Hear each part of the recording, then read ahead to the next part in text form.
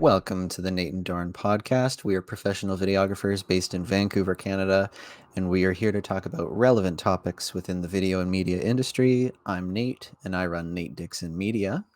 And I'm Dorin, the videographer, solo entrepreneur offering video production services. Today, we're going to be talking about live streaming, from simple to more advanced setups and workflows. Quite a bit of information here, and a couple of things that we recently learned. So, Nate, let me ask you, what is a live stream? Well, Dorin, I've always thought of it as something that is real time. I know it's not like always 100% real time, but that would be kind of the umbrella term. It's all no editing is happening after the fact. You can't use a non-linear editor. It's happening in linear time. You can make cuts if you have multiple cameras, but Mm-hmm. you can't change it after the fact. It goes out as you record it. That's how I'd kind of describe it. How would Mm-hmm. you? Yeah, yeah, I think I agree with that. Live streaming is definitely something that is happening live. That's what I would think. And that's the pro and con of live streaming. The pro is the fact that it has that added value, like a sports game, right? The fact that you're watching it live, you're like enjoying it with the fans, you're living the moment, right? But also, if a oopsie happens, you better be quick on that switcher to cut away from that nude streaker there, you know? I haven't encountered that luckily, but yeah, I've definitely found clients are a lot more appreciative of people being able to tune into a live stream if they're from different countries or stuff like that. And they're also usually a little more forgiving if there's technical difficulties or there's some dead time. They're like, well, that's out of your control. All you can do is like keep the stream running. Mhm, mhm, Yeah. for sure. Um, here's an interesting one, Nate. Do you know what the difference is between a live stream, a webcast, and a webinar? You know what? No, but webcast and webinar sound like earlier internet things to me, like putting E in front of everything, putting web in front of everything, webcast, Right. webinar. So no, why don't you educate me on that? I actually had the same thinking about a year ago. I thought like webinar and webcast is just like old people talk or something. I don't know. But that's actually me being unfamiliar with the industry.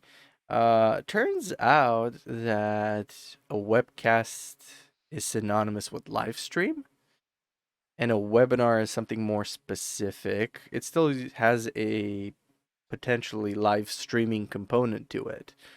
So basically, a webinar is like an online seminar.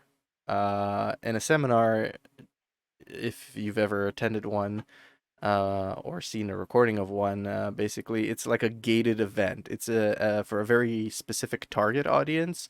Usually, companies or businesses would focus down on a specific target audience.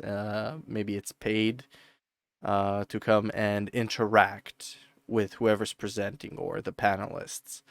So Hmm. it's very focused on two-way interactions, like Q&As, chat boxes, doing polls. A webinar is a bit more advanced in terms of interaction and functionality than your typical live stream.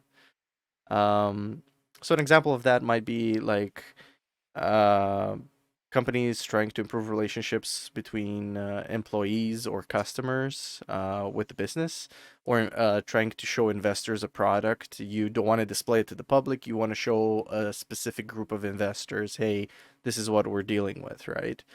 Or Hmm. companies sometimes have town halls. Big companies actually got to film a few of these. Like the CEO, if they have multiple branches across different countries, they'll go and they'll either go in person and do a town hall, or it's more effective to do an online webinar where they can talk and interact with a specific branch and talk about the specific branch, like the Seattle branch. Like, okay, what's Seattle been up to? What's your progress?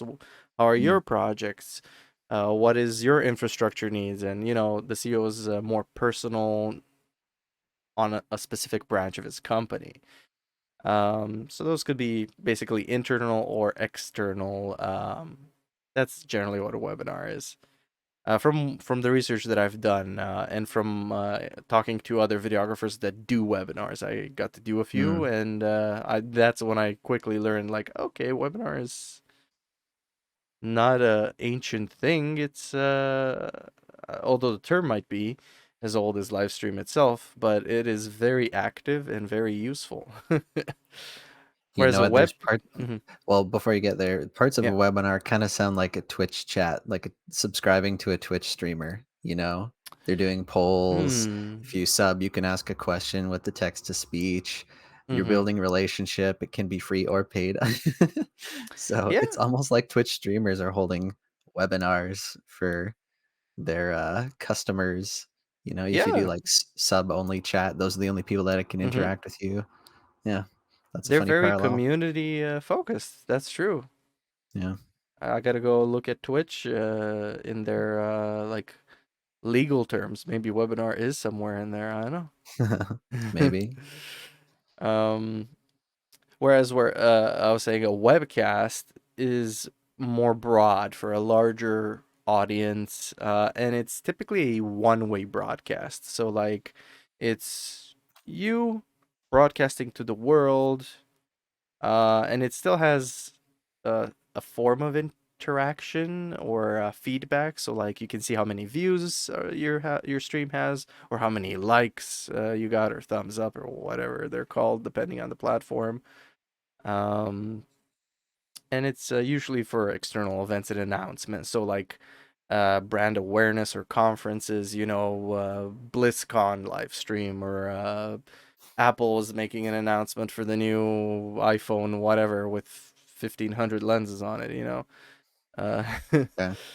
Yeah. or panel sessions that might have interaction only with the audience that's present, but they still want to broadcast it for online audiences, but they don't have that interaction capability.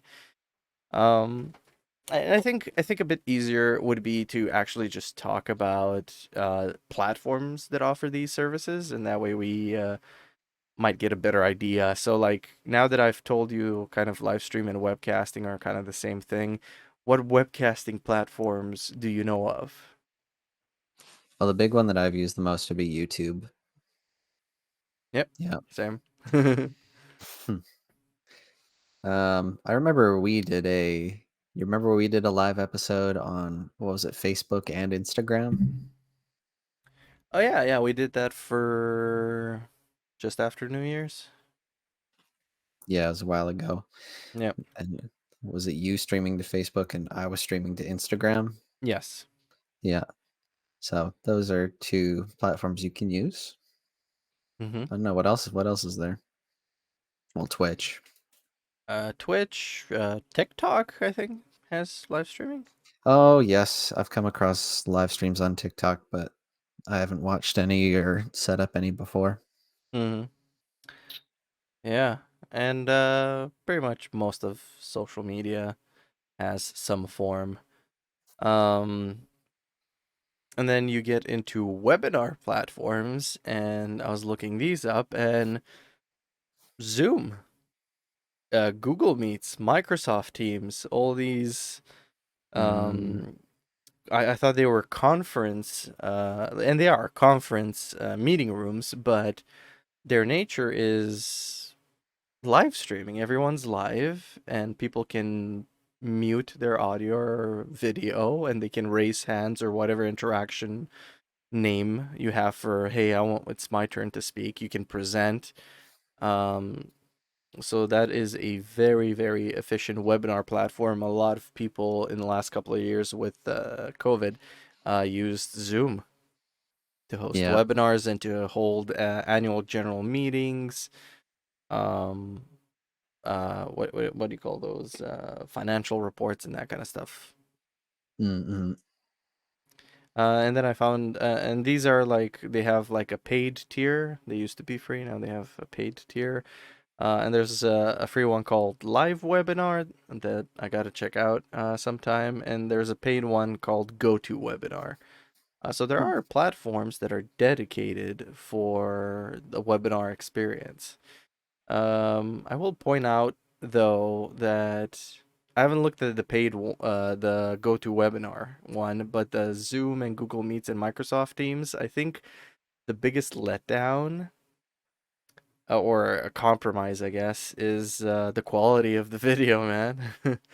Mm. When you do a live one-way video, you're more in control of your streaming quality, and you can do like full HD, or you can go crazy with 4K if the platform supports it. YouTube does, I'm pretty sure.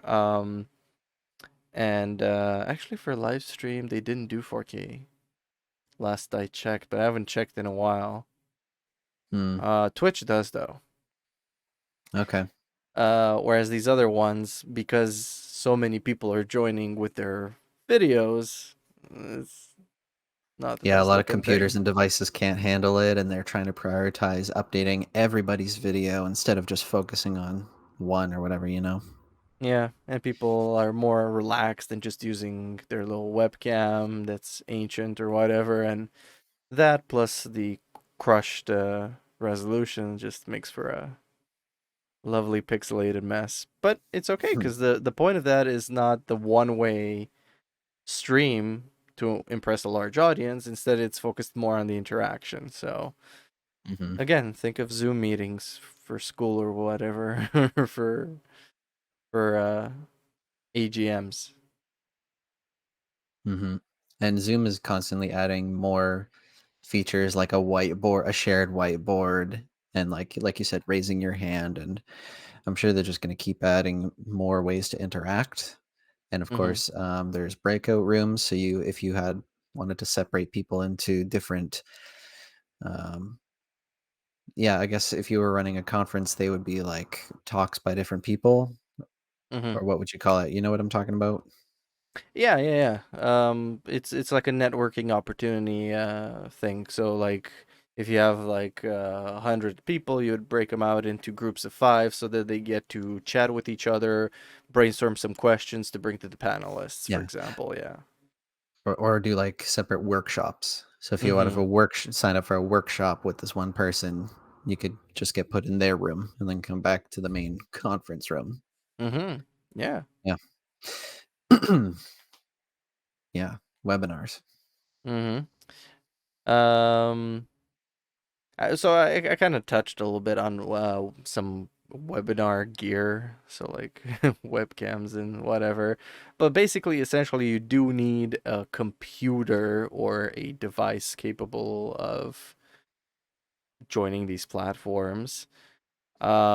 And you know, whether it's a webcam or a camera doesn't really matter. You probably need a microphone so people can hear you. I think that's a must.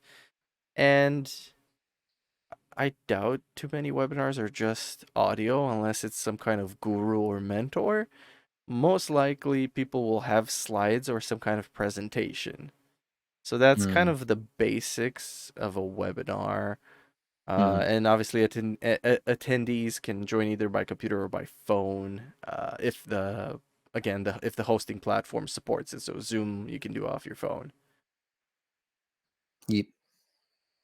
Um, so that's like the bare bones for webinar gear. Obviously, you can make it more fancy. But we'll talk about that later. What would you say are some essential like starting gear if you wanted to webcast or live stream? Well, as videographers, it's nice to be able to use the camera that you shoot with and use that as a webcam. So I recommend every videographer go and check what ports do your camera have? Is there a cable you can get to connect it to your laptop or computer and use it as your webcam? Because that's what Doran and I use. And like Doran, whenever I like Zoom call somebody I haven't called before with just the setup, they're like, "Wait, that's not like the fake blurry background. How does it look so good?" And I'm like, "I just use the light and like my mirrorless camera as my webcam." And they're like, "Oh, that's crazy." And then they're just used to seeing like built-in laptop zero point 0.3 megapixel cameras. Yeah. So nice lighting, and using the Mm-hmm. camera that you shoot with will instantly up your game. And then, like, I just have a USB microphone that was like, I don't know, $80 or something. So it's just a huge jump up from like a default built-in thing. But those two things right there can make you seem like a podcasting or, Mm-hmm. live streaming pro, when really sometimes you can use the gear that you already have. And you're using one of the microphones that you would use in the field, right? Yeah. Zoom H1. Yeah. Yeah. Does the job. Needs a bit of noise reduction, but it does the job. Hmm. My room's not the quietest. Yeah, no, definitely. I've been in Zoom meetings and interviews with clients, and they're just like off their phone or off their laptop webcam, and I show up with this, and then I top it off by using OBS as a virtual cam, so I can like put my logo in here as well, or maybe put an animated lower third or something, so they like. Besides the background, they see that also my webcam is animated with information. So Ooh. it definitely gives me such a huge confidence boost as I'm talking. I'm like, yeah, Dorin the videographer here. Why, yes, I can give you a quotation for that. I was hoping you would ask. But I do agree with that. As videographers, that's what we should aim for. But webcasting is really easy to get into. A lot of phones are like ready to go. You can use your phone to live stream something, right? A lot of Mm, people just do that. They just live stream like, "Hey, at the soccer game or whatever," and whoa, they could do a quick live stream there off your phone, just to Facebook or something again that's built into an app that your phone supports. mhm. So, and you know what? Some people do that for weddings. I've seen they Oh, do. interesting. Yeah, they just set up a phone. Or a DSLR connected to a laptop, and they just leave that to live stream as a wide shot for people they couldn't attend, but they still have the videographer do the cinematic aspect of it. That's That's not live streamed, that's, like, just recorded, right? yeah. Mm. So Yeah. the recorded video and the highlight, the cinematic highlight, that's like telling the story. So they Ye still have that happening. But the live stream is just unmanned and just pointed in the general direction of the of the officiant, I guess. Mhm. Of the bride and groom giving the vows. Um, and I guess you could again. I did touch on this. You can use a laptop that has a built-in webcam, or a laptop that can take a USB webcam, or a camera that can send video over USB, or get a capture card, which is what me and Nate are doing with our mirrorless cameras. Mhm. It all can start very simple, and a lot of people start this way. Like podcasts, for example, a lot of them start really low quality, and then the content is the thing that um, builds up the momentum. And once they get a larger audience and save a few bucks, then they invested in better gear. I actually had a client last weekend that just upgraded their gear from webcams to something a bit better, and was attempting to do a multicam edit. So they were like, "How do I do that?" Like, okay, I don't usually teach people my craft, but since they already knew the basics, they just didn't know how to synchronize the audio Mm. from the two sources. And then I Mhm. show them like, see this? You select them both, and then you say auto sync. And look at that. It did it by itself. So that was the easiest $200 of my life. I still showed him a couple of tips and tricks. Like, okay, let's assume your audios don't match, or they're like so vastly different that it won't do it. Here's how you do it. Mm. Nice. And then it comes down to what is uploading your stream. So in a simple setup, like off your phone is doing the encoding of the video file. It's taking the video information and sending it up to the interwebs, to The the cloud. platform. But there is such a thing as hardware encoders. Have you heard of this, Nate? Have you experienced any of this? I haven't experienced it, but I know some streamers will have a separate computer just to be doing the encoding and streaming, and then the other one to, like, say, do the gaming so that they can separate those things and get better performance. Mm-hmm. Yeah. Mm-hmm. I'm gonna correct you on this one, Nate. You have Okay. used the hardware encoder. You haven't realized it. Ooh, how have I? Hardware encoders, example of hardware encoders are Teradek and TriCaster. Remember using a Oh, TriCaster? The TriCaster was uploading yeah, directly, and we were cutting directly within its hardware. We weren't using OBS at that time. that's right. I forgot about that bad boy. That was Really bad, boy. yeah. So yeah, TriCaster is a hardware encoder. A lot of some cameras actually have built-in hardware encoders that they upload directly, right? So you could use your camera if it has a stream feature, you connect it to the Wi-Fi, and the camera does the encoding and uploads it for you. Oh, But again, that's not the advantage with the streaming encoder, such as OBS, is that you can customize some stuff and add some stuff because it's already on your computer. Um, Whereas with the hardware encoder, if you wanted to add layouts and all that stuff, you would have to do it with a separate feed to your mix, right? So yeah. multiple, like one is the video source, one would be the laptop with the graphics, and yeah, or you could do that in a mixer, a video switcher. But yeah, I guess Mhm. we can talk about our experiences and what we use to live stream. But before we do that, so I asked you if you've had any experience with hardware encoders. Have you had experience with wireless live streaming? Have you ever used your camera to wirelessly live stream? No, but I used someone else's. I had them on a gimbal with a GH5 Mm-hmm. and a what was it? It was a Hollyland um, wireless transmitter, HDMI transmitter, and then Okay. I had the receiver, and then I had my camera wired, and I had both those plugged into Blackmagic little switcher thingy majigger, um, and it was a nightmare, honestly, wireless and So, wired.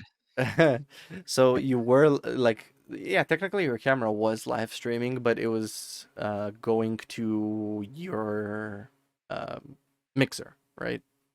Or it was going to the receiver that was an input to your mixer. Yes, that's right. Mm-hmm. So that's like an internal live stream that you then mixed with another few internal live streams to make an external live stream Okay, output. so so you're saying, like, streaming off of Wi-Fi instead of in Ethernet? Is that what you mean? Well, no, like using your phone and directly transmitting to Facebook for a public audience to see is an external live stream. Your Sure. camera was live streaming to your receiver that was just connected to your mixer, so you could have Mhm. not used that feed. It was technically live streaming, but it wasn't directly connected to a platform. So it Right. was an No, yeah, internal type of I would thing. route through OBS and then go to Hmm. YouTube. That's right. So yeah, live stream within a live stream, or the sub live stream of the live stream. I don't know. I'm trying to get too technical with it. But what specifically was the nightmare aspect?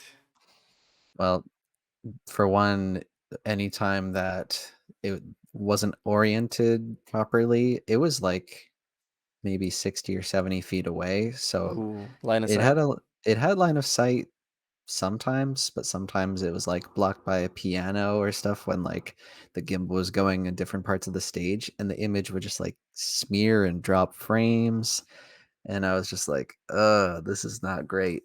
Mm, So, yeah, I talked with, a buddy of mine, Andrew, and who's done a lot more live streaming than me, and I was asking him, like, "What do you recommend for, like, a wireless feed going into your mixer?" And he's like, "I actually just stay away from those." He's like, "There I've was heard that. supposed to be one earlier this year that has, like, 1 frame delay. Like, it's physically impossible to get 0, but he's like, you can get 1 frame or less delay, so it's, like, instant, but I haven't tested it, and frankly, I won't believe it until I see it." So, he just avoids it altogether. I've heard a lot of videographers do that. I've opted to do that too. Just because the wireless signal is in a frequency that competes with Wi-Fi and cell phone, I think. So if you go in Mm, downtown and you're in a building that's also close to one of the like an arena as well. I was in one of these places.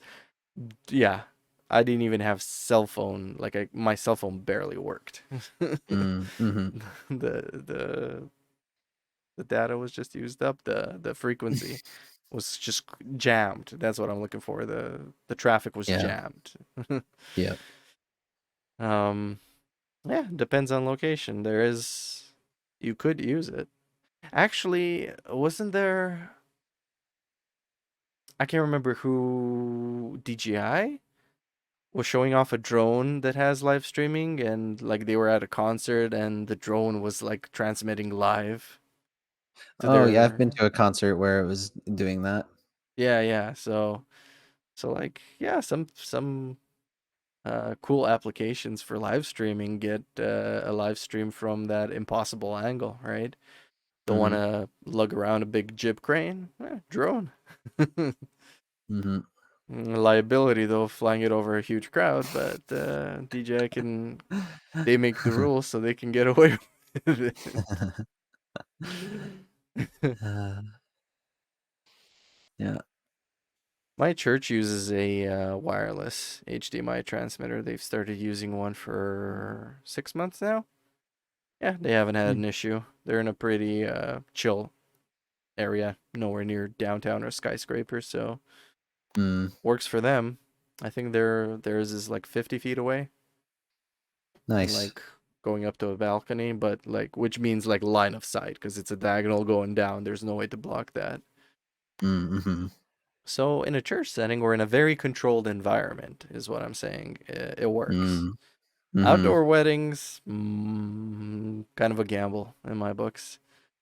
Yeah. But depends. I'm sure maybe the top end most ridiculously expensive one is a bit more reliable maybe. Yeah, you'd hope so. Hmm. Yeah. Again, pros and cons. Cons of using cables is again liability. People tripping on it, so you got to tape them down. And taping down 150-foot SDI cables, you got to bill for an extra hour of setup time.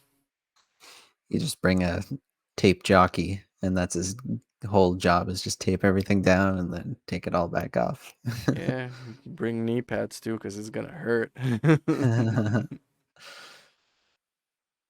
So Yeah. yeah, my experience has been mostly wired. I haven't really had to deal with anything wireless. Yeah, why don't you tell us more about your setup that you usually use? Okay. Yeah, so I my favorite uh encoding type is software encoding, so OBS. I love it. Absolutely love it. You can actually use it as a mixer. So you can put multiple video feeds in if you have enough capture cards, or outputs through USB. Um, and yeah, I can just multicam right on there. Um, and I use that both personally and I use it professionally too. Except professionally, OBS is receiving a signal from my video mixer. Unless it's like a one camera setup, then I just use the capture card. I haven't Mm-hmm. really streamed from my camera, and I don't think I would want to do that.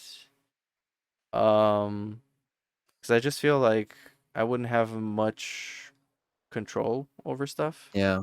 I'm not even sure how if the camera would display like bit rate and signal drops and frame drops, and definitely you wouldn't get any interactivity. Whereas on the laptop, I could you can get a confirmation of like you can watch your stream muted and just make sure that the image is coming through and not lagging.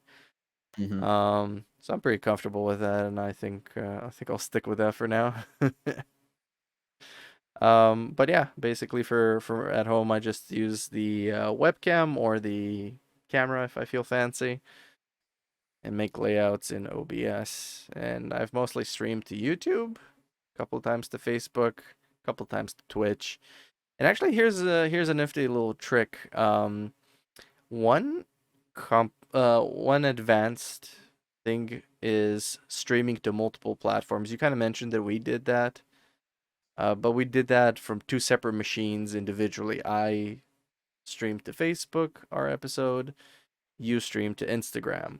But if you wanted Mm-hmm. to do that from the same machine, you would either have to get something that broadcasts that takes your feed, your upload feed, and rebroadcasts it to multiple platforms. And that's always a paid service. I don't think there's any free services that offer you that. So I think the most common one that I've heard of is Restream.io, and that can, depending on your pricing package, might go like 3, 5, 7. I don't know how many. I know a guy that uses that. He had a game show. We had him on the on the podcast actually, Yeah, Maestro. Maestro. Yeah, he used Restream, and we streamed his thing directly to Telus and to his website and to Facebook. Mm. So 3 places.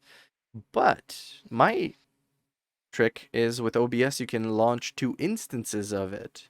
And if you have the enough CPU and internet bandwidth, I was successfully able to stream into 2 different places at once, the same video feed.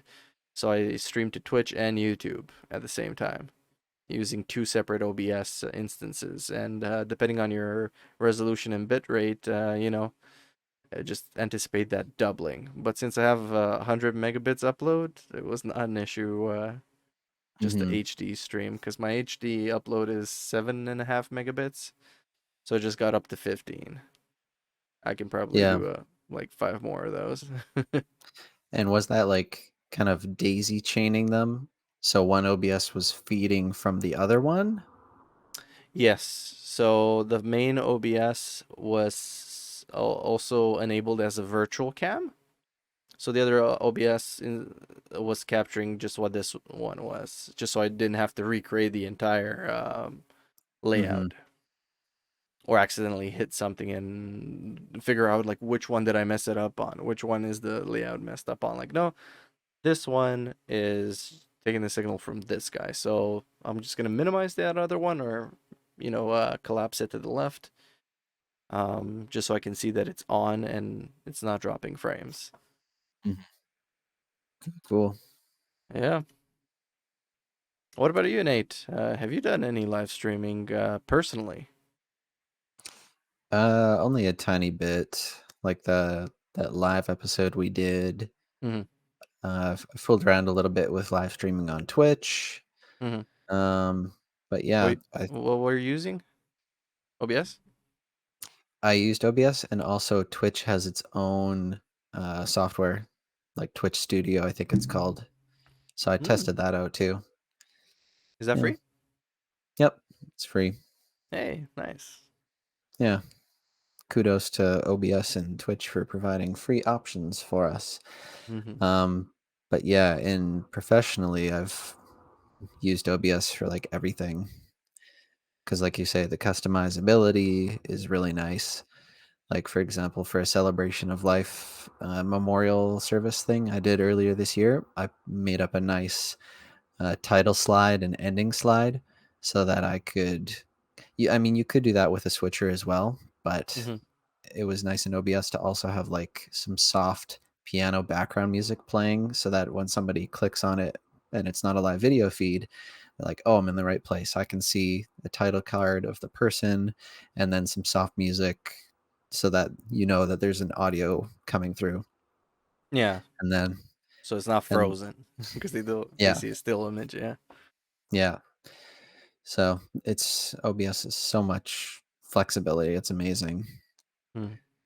So if you want to learn how to live stream with the most flexibility, you should probably learn OBS. Mm-hmm.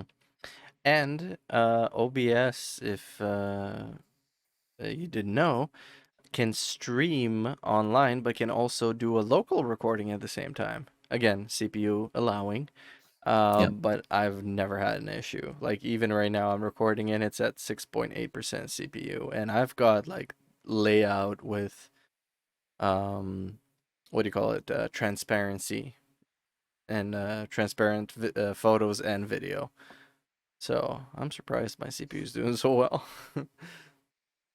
Then Yeah, again, I and if got you're a 6 core i9, so and if you're I think it works better if you're recording the same settings as you're streaming, like the same bit rate and resolution, all that. That's a lot mm-hmm. easier for it to handle.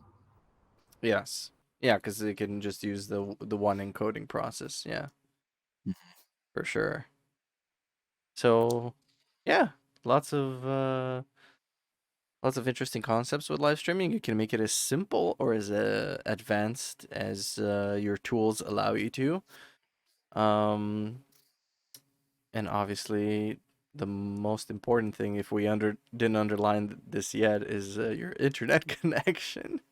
Oh man, So yes. planning a live stream somewhere where is unstable internet is you can have the best setup and the best hardware encoder and wired and everything, but if your venue is not providing stable internet, again, coming back to how many people are there, if it's a public network and everyone's connected to it at an event, you don't have priority. So for professional work, what we do is we ask the venue for a dedicated line or a private line.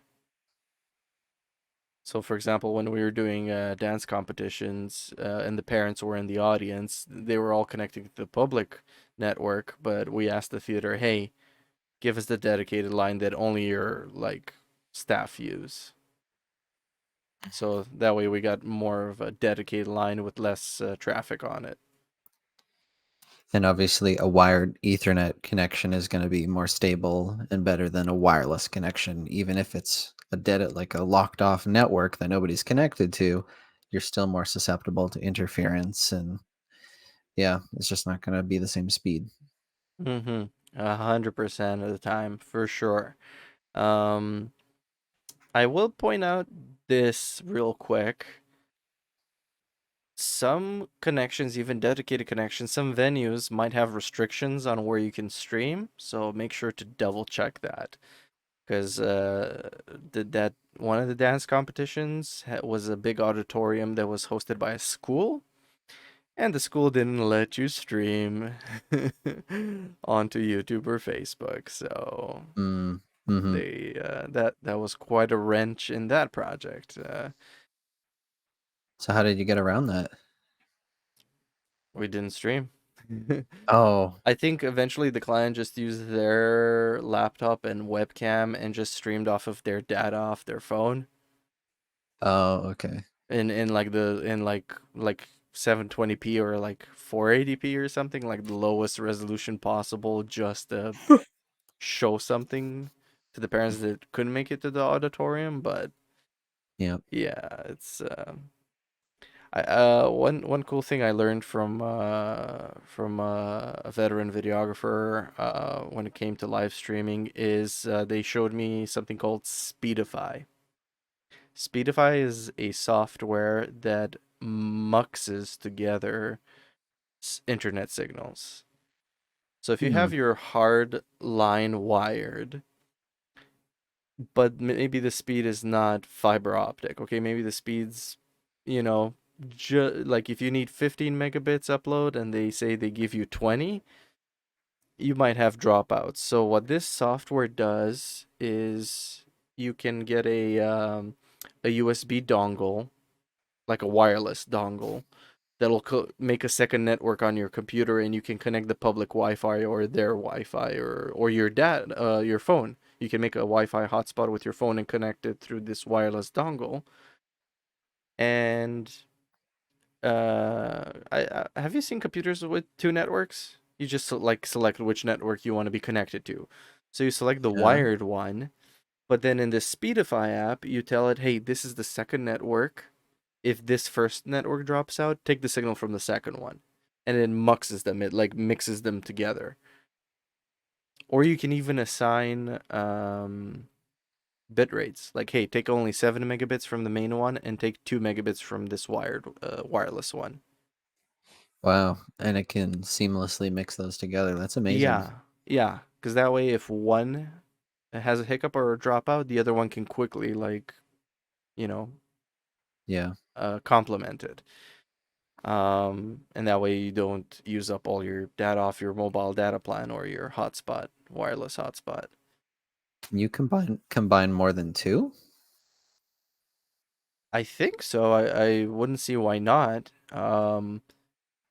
That would be quite an interesting event if you had a wired one, you had a wireless one, and then you just made another wireless one. Because I don't know of a location that would have two wireless, unless you, again, connect to the public one and to the private one because you have the password for it. But Yeah, then or if there's like in that case, I would connect to the private one, the more dedicated one, as the second one, and the public one as the third one. Like or least maybe they reliable last. yeah. Or sometimes they've got like a 5 gigahertz and a 2.4 gigahertz. Like that'd be cool if you could combine the speeds of those two. Yeah, if the dongle Yeah. recognizes that. Um, Yeah. So but have you tried Speedify on any of your live yes, streams? yeah, I've tried Okay. it on I think it was a memorial service that I used it because again the old chapel had 5 megabits up and I wanted 7. So yeah, I had to supplement the rest of that with my phone. And they did have a dropout. Hmm. Nobody was using the Wi-Fi there. It was passworded and no staff was using it, but it hiccuped. It just dropped out. Mhm. I don't know if somebody unplugged the router or something, but I had to go on cell phone for like 10 minutes. But at least it wasn't the full like hour. So Yeah. it did save my butt. Yeah. That's awesome. That's actually really funny because at the end of that, right when the live stream was done, I put it on the end slide and it was supposed to play some music and show people like hugging and comforting one another. My laptop just decided to do a Windows update and restart. So, oh man, that would have been bad if it happened in the middle Yeah, no kidding. of the service. But yeah, Windows 10 It's too aggressive with its updates. it doesn't let you customize like, hey, don't like these are the hours, don't do it. Don't do it at all. You used to be able to switch it completely off. Now it's like, no. Yeah, no, it's like, okay, we'll let you postpone it, but then we're gonna bug you again, or Mhm. anyways. Yeah, that's a downside I mean, for they sure. have the capability of waking up my computer. It's completely shut down. It's not in sleep. It's completely shut down and it just starts, wakes me up in the middle of the night and just like starts doing an update. I'm like, man, do I have to unplug you? What's going on here? Oh boy. Yeah, so for Yeah. advanced stability, internet is the most important thing. And then it comes down to gear and connectivity. But make sure you have a backup for that internet if it goes out, especially if Mhm. it's a paying client, right? Because and especially if it's a one-time event, like you can't do a second take. You can't be like, okay, let's stop the wedding. The internet Nope. went out. It's like, oh boy, what am I paying you for? Speaking of connectivity, what kind of cables do you use? Because you said you try and do wired all the time. Yeah, so like my three mirrorless cameras are HDMI, and unless it's a single camera, if it's a single camera, I'll HDMI into a Magewell HDMI to USB converter. But if I'm connecting to my switcher, I'd rather use the SDI because I can run longer cables that are a bit more flexible than HDMI. Also, SDI has less of a lag than HDMI. That's kind of an issue if you mix HDMI and SDI signals. HDMI has like a 3-4 frame lag. And if your main audio is coming from the camera with the HDMI, then you're going to notice an issue with the audio synchronizing. So that's I use Blackmagic converters, HDMI to SDI, and then I run SDI to the switcher for multi-camera stuff. Okay, that's good to know. And something in OBS you can do is delay the audio to try and match the video. Yeah. So, like, for Yes. example, I've used the Rode, what's it called? Wireless Go 2, and I connected that as like a USB microphone to my laptop, and then the receiver, the transmitter was connected to like the person's sound speaker. So like the handheld microphone was going to the speaker, and that would transmit it through the Rode Wireless Go to my computer as like an audio source. Hmm. So it wasn't connected to the camera at all. So what you want to do in that case is like do a recording and try and like see how many frames delayed the sync is. Like if you can quickly open it up in like Premiere Pro or something, you can see the waveform, count how many frames, and then you can figure out how to delay the audio because you can't delay video, but you can delay the audio. So that is something that you can Hmm. adjust in OBS to sync it up if you have no choice. Right. In a live streaming context, yes. And just Yeah. to clarify, you can add a delay to your live stream, but it's a overall delay to video and audio. But as Nate explained, specifically if there's a desync between your video and audio, the only thing you can control is your audio, a delay. Hmm. Yeah. Yeah.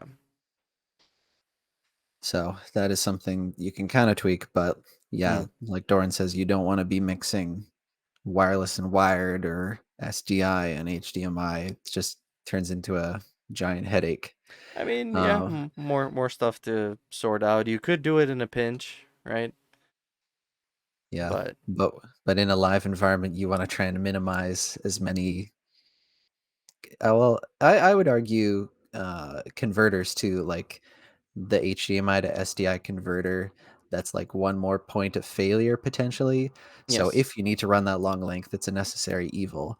Mm-hmm. But if it's short enough to just use HDMI, then that would be the more reliable choice, Mm-hmm. Mm-hmm. right? Yes. One thing I haven't tried, but my buddy Andrew again, who's done a lot more live streams, he had mentioned he uses fiber optic HDMI cables. So typical HDMI cables, they don't run as long, and there's like repeaters and signal boosters that you can use, Yes. but they like we use those at the same place we use the TriCaster. Yeah. And they just And we weren't had working issues even great, then. and they were Yeah. flickering, and it was like, okay, this is not a good idea. But these fiber optic HDMI cables, they don't run the same way in the wire. So you can have just the HDMI connection, but you can get much further lengths. And he was like, I just use those. And then those cameras can move, 70 plus feet away, which you wouldn't be able to do with a normal HDMI cable. So Mm-hmm. that was really interesting and something I want to look into more if if a gig comes up or I need cameras that far away from the streaming center. Sounds like something that TELUS would market to you. Fiber optic HDMI. That's interesting. I haven't heard of that before. Yeah, I he showed me a link on Amazon, and that was where Okay, you can get it. so it's pretty available. You don't have to contact a specific country in Germany and wait for shipping and pay for massive international taxes because they're the only one producing it. No, yeah, it's probably a comparable price to SDI, but we'd have to look that up to be sure. Yeah. Okay. Yeah, Interesting. Yeah, fiber optic HDMI, something new to add to the list. Yeah, yeah. Speaking Let's of uh, see. speaking of new things to list, Nate, anything new going on with you? You Anything got new any new going on with gear? me? Yeah. Oh, well, yeah, I've got a couple new pieces of gear since I think the Do last time we tell. talked about it. Yeah. All right. Okay. Well, the first one is I got a new lens for my camera. Mm. I got that. Oh, hold on. I think I've got it here. Ooh. Those listening in and not watching on the YouTube. Boom. Ooh, Giant that's a big lens. boy. Yeah. Ooh, it gets bigger. Look So at that is that. the upside down reversed. That's the Tamron 35 to 150 f2 to 2.8 lens. Ooh, that's a fast boy. It's fast and it's so much range. I've been like using it for everything the last few weeks, and I love how you get more range than the 70 to 200. Like I like how it's shifted back. So I mean, typically you might have like a 24 to 70 and then a 70 to 200, right? Yeah. That seems to be a popular combo. So this kind of splits the difference. So you can Mm-hmm. go almost as wide, and almost as zoomed in, but I really love not having to switch lenses between those two ranges. It's a lot Mm. more versatile. So And it's I've 35 to what? 150. Oh, 150. Ooh, yeah, that is nice. Mm. Dang. Yeah, it's super heavy. So like Yeah. if you're using it for a long time, you're gonna feel it compared to other like small light lenses. But honestly, Yeah. I'll take it. And another nice thing is the focus ring is programmable, whether it's linear or like speed rampy. So, and you can Mm. actually set how far the focus throw is. So you can set it like 90 degrees, 180 degrees, 270 degrees. So you can adjust it how you like to manually focus. And yeah, I'm just loving it. It it costs a lot, but basically it can replace two or maybe even three lenses. Yeah. Yeah. Amazing. I'll have to borrow it sometime. No, I don't have to ask you to borrow any zoom lenses. Oh yeah, what'd you ask me last time for the 24 to 240? But that's like Oh yeah. f3.5 to f6. Yeah, something like that. But, you weren't going for the bokeh necessarily. Bokeh. Boca. Um, cool. Cool, cool, Nate. Yeah, yeah. Your Also, favorite lens by far, eh? oh yeah. Favorite lens I've tried. More And it's expensive than any Tamron? lens I've owned. Yeah, Tamron. Oh, okay. Nice. It got announced last year, and I think they started releasing it last year, but it's been like out of stock and Oh really hard to yeah. get. Like everything. But like everything. But luckily I found this guy selling it on Craigslist. He's got a Sony A1 and Ooh, that's a big he boy too. bought he bought this lens and then he saw that the 24 to 70 GM2 came out. So then he ordered that lens. This rich guy. And then he had both these like, I can only justify keeping one of these. So he listed this one for like less than retail price. And I just jumped on it. I was like, ooh, I'll take that. And he was super Nice. nice about it. It had like come out of the box once for him to test it, but he still had all the box and the protective sleeve and all that, and all the warranty. And I was like, sweet, I'll take that. Yeah, good find. Well done. Yeah, yeah, Have you used it for photo and video? yep. Oh Yeah, man. it's super sharp. I'm really happy with the sharpness, and the Mm. autofocus is better than any of the other lenses I have. It's just super quick, Wow. super silent. Like it's as long as you don't mind the heftiness of it, it's like over a kilogram weight Oh. wise. I mean, Like yeah, all that glass to get you that F2. yeah. So if you don't mind that, it's such a killer lens. I love it. Nice. Well, work out those arms. Arm day every day. Yeah. What about Cool. you? Any new gear? Um, I have the last thing I bought was this was at the beginning of the year. I have like one of those retractable green screens Hmm. to not have to worry about wrinkling green screens or stains ever again. Um, haven't had a use for it yet. But usually in a year I get like 2 or 3 green screen requests. This year I haven't gotten one yet. Um, and actually I just got a. Oh, I forgot to turn them on for the podcast. I got a curtain rod that I mounted on the ceiling for for lights. Because Oh, I okay. had So you my clamp them on?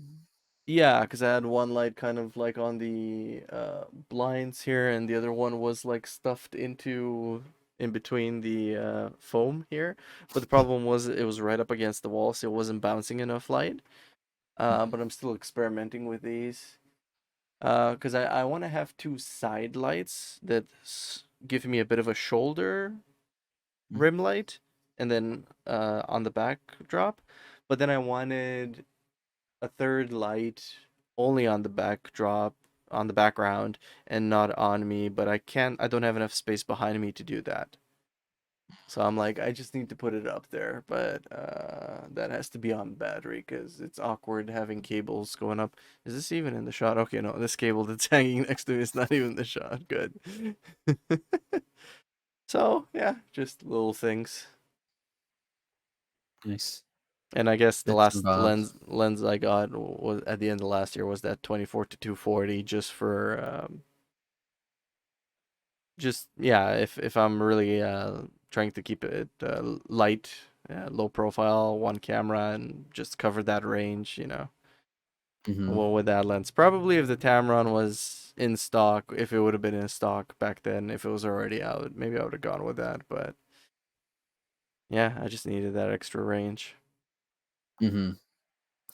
Nice. I've found sometimes when I'm zoomed in all the way to 150, I'll then switch to like crop sensor mode to get that extra boost. If I'm Mm. just filming at like 1080 or live streaming, sometimes that extra punch in probably drives it up to around what 200 would be, 200 Yeah. mil. Yeah, depending on your resolution. I think for 4K it's less of a punch in, Mm, that might possibly. be. Nice. Yeah. All right. Well, I think that's a wrap for today's podcast. I got to learn a lot about live streaming or webcasting and webinars, and caught up a little bit with how we doing with our gear. So thank you very much for watching and listening, and let us know if you have any unorthodox live streaming methods that we're not aware of. We would love to hear that from you. Yeah, and be sure to subscribe to not miss an episode of the Nate and Doran podcast. You can find us on YouTube, Spotify, Apple Podcasts, or whatever you use to listen to podcasts. This has been Nate and Doran. Thank you for watching and listening.